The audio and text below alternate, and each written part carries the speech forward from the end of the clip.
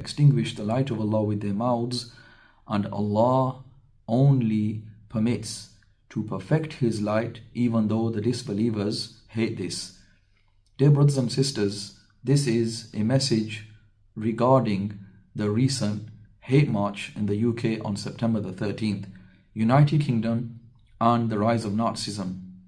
The Stephen Yaxley Lennon Tommy Robinson hate march on September the 13th, supposedly uniting the kingdom and defending free speech, was nothing short of outright Islamophobia, fascism and terrorism. I ask, where are all the champions of democracy and human rights when such Islamophobic and hate-filled rhetoric filled the streets of London?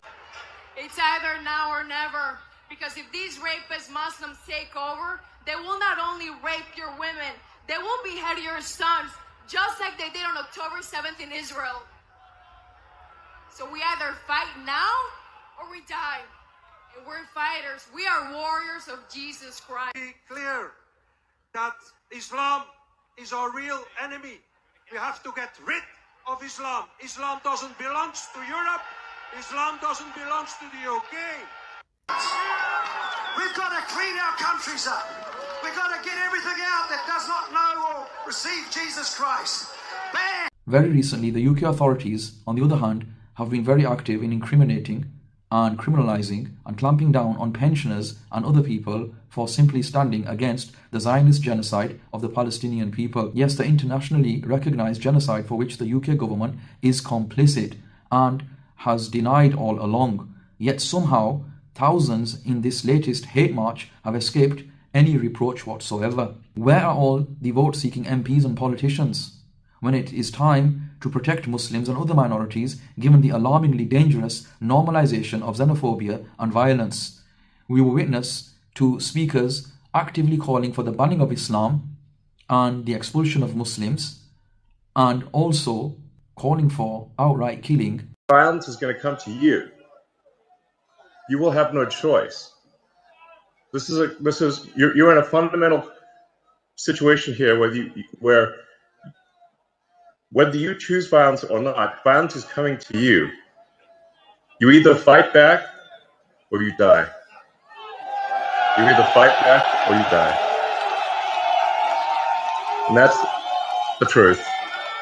Today, Elon, I think the British public are telling the world that they're ready to fight back. Good. Yes. Come on, Great Britain. A Sikh woman in recent days was subject to a horrific and violent rape by racists in Oldbury. A Bengali man was savagely beaten in a racial attack in Heathrow whilst defending his mother. Is this the new normal now in the UK? And there are numerous other attacks like this as well if you search the news online. Had there been a Muslim march with similar slogans hurled at others, in particular at Jewish people or Israel, we would have witnessed a very much different reaction from the establishment and mainstream media, propaganda machine and the authorities. If 100,000 people gathered for a march in London and instead of saying the words Muslim or Islam and they said the words Jew, Jewish and Judaism instead, and they said what they said yesterday, would that be allowed? I just want to know, can somebody clarify this for me? Would that be allowed? Maybe a journalist could ask Keir Starmer or the government or the police maybe, is that allowed? However, all this silence and inaction on their part following this hate march is simply to legitimize hateful, violent, anti-Muslim and anti-migrant rhetoric, and only to sow the seeds for chaos and an extremely dark and dangerous future for this country. We demand action from the political and religious leadership of the UK to take immediate action and call for the punishment and criminalization of all those guilty of peddling Islamophobia, racism and violence, whether they are based in the UK or whether they are people who were imported from abroad in order to spread hate, divisiveness and racism and Islamophobia on UK's shores.